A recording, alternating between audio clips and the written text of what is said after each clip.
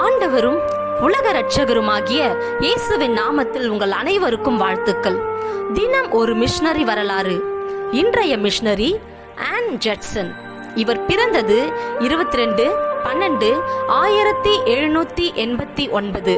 இவர் மறைந்தது 24/10/1826. இவருடைய ஊர் பிராட்போர்ட், நாடு அமெரிக்கா, தரிசன பூமி இந்தியா, பர்மா. பெண்கள் தெய்வமாக போற்றப்பட்டார்கள் என்று நீங்கள் கேள்விப்பட்டிருப்பீர்கள்.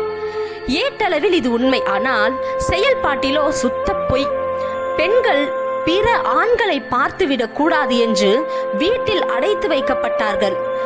பெண் கல்வி மறுக்கப்பட்டது.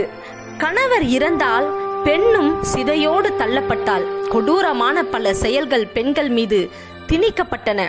இந்நிலைகளை மாற்ற கிறிஸ்துவின் அடியார்கள் தங்களை அர்ப்பணித்து துரிதமாக செயல்பட்டனர். எனவே பெண்கள் என்று தலை நிமிர்ந்து வாழ்வதோடு பல துறைகளில் முன்னேற்றமும் கண்டுள்ளனர்.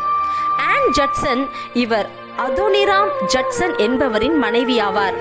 பெண் மிஷனரிகளில் முதலில் கடல் கடந்து மிஷனரி பணி செய்தவர்களில் முதன்மையானவர் இவர். 1812ஆம் ஆண்டு தன் கணவர் அதோனிராம் ஜட்சனுடன் கல்கத்தா வந்து சேர்ந்தார். ஆனால் அங்கு எதிர்பாராத சம்பவங்கள் ஏற்படவே இந்தியாவை விட்டு புறப்பட்டார். 1813ஆம் ஆண்டு பர்மாவுக்கு பயணம் செய்தார். பர்மியர்களின் வாழ்க்கை முறை இவரை பெரிதும் கவர்ந்தது. அவர்களின் மொழியை மிகுந்த ஆர்வத்துடன் கற்றறிந்தார்.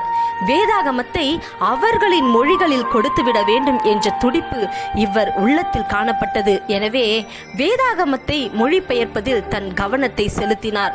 பர்மிய பெண் குழந்தைகளுக்கு கல்வியை கற்றுக் கொடுத்து அத்துடன் வேதாகமத்தையும் சத்தியங்களையும் அவர்கள் புரிந்து கொள்ளுமாறு எடுத்துரைத்தார்.